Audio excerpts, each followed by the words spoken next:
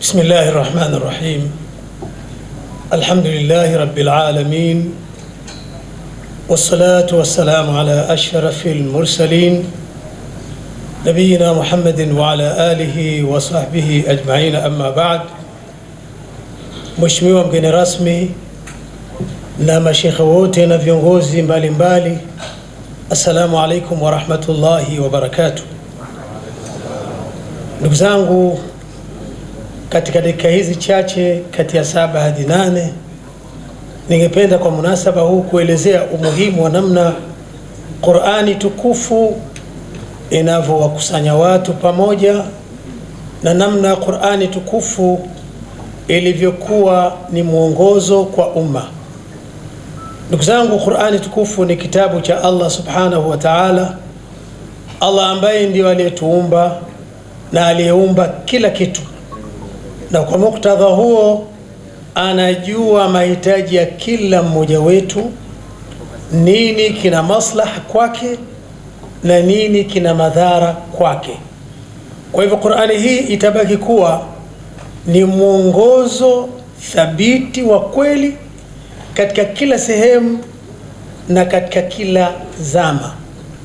Allah subhanahu wa ta'ala anasema kama ilivyo katika aya ya mwanzo kabisa ya surati Ibrahim, baada a'udhu billahi minash shaitanir rajim, alif lam ra, kitabun anzalnahu ilayk litukhrija an-nasa min adh-dhulumati ila an-nur biidhni rabbihim. Maana yake ni kwamba hii Qur'ani ni kitabu cha Allah subhanahu wa ta'ala. Amesema kwa namna ya kujitukuza, na ni haki yake kwa yeye mtukufu, tumekiteremsha kwako Muhammad sallallahu alayhi wasallam, litukhrija an-nasa, ili uwatoe watu.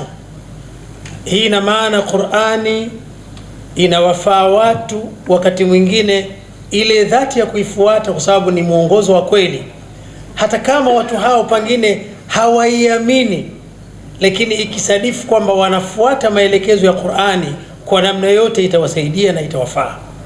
Litukhrija an-nasa, ili uwatoe watu, minadh-dhulumati, katika aina mbalimbali ya viza. Sijui Waswahili mtasahihisha wingi wa kiza ni viza au magiza, mtanisaidia. Lakini ili uwatoe watu katika aina mbalimbali ya viza au magiza ila nur, kuwaleta katika nur biidhni rabbihim, kwa taufiki ya Mola wao. Hapa wanavioni wanaweka angalizo ni kuangalia hii Qur'ani namna ilivyokuwa ni mwongozo. Allah tabaraka wa taala ametumia neno la wingi kwenye viza au magiza, dhulumat, lakini kwenye hii nur ambaye naye pia ina wingi wake, anwar, hakusema litukhrijahum min adh-dhulumati ila al-anwar, amesema litukhrijahum min adh-dhulumati ila an-nur. Wanasema hii inaonesha wazi kuwa dhulumat ni kila aina ya upotovu, kila aina ya upotovu, kila aina ya dhulma, kila aina ya ushirikina, kila aina ya uonevu, kila aina ya maovu yanaingia katika eneo la dhulumat. Lakini nur imekuja kwa umoja ili kuonesha kwamba chanzo cha nur, chanzo cha haki ni Allah subhanahu wa ta'ala peke yake na si vinginevyo. Kwa hivyo utaona kila aina ya ufanisi, kila kheri utakayoiona ni lazima inatokana na watu kushikamana na huu mwongozo wa Allah subhanahu wa ta'ala.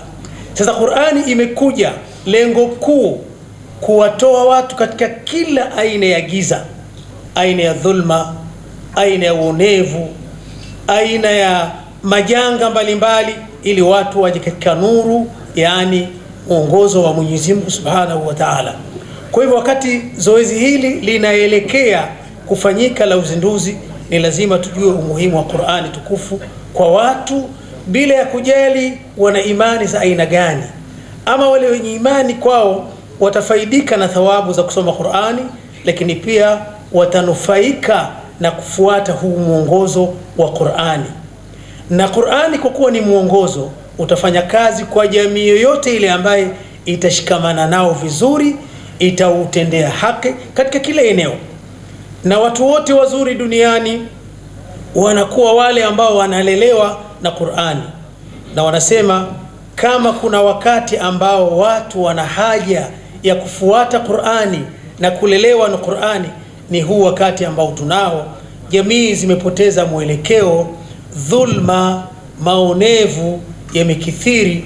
Kimbilio pekee ni watu kukubali kujilea kwa manhaji ya Qur'ani tukufu, ili wale raia wawe raia wema na wale viongozi wawe viongozi ambao wana adala, kwa sababu huo ndio ujumbe mkuu wa Qur'ani. Kwa kuwa Qur'ani moja ya maadili yake ni kufuata maelekezo, naona hizo dakika 7 zimemalizika, zimekamilika. Wasia ni kwamba tufuate mwongozo wa Allah subhanahu wa ta'ala Qur'ani, kwani Qur'ani imekuja ili kututoa katika kila aina ya dhulma, kila aina ya shari, na kutuleta katika nur. Subhanaka Allahumma wa bihamdik, nashhadu an la ilaha illa anta, nastaghfiruka wa natubu ilayka. Wassalamu alaykum wa rahmatullahi wa barakatuh.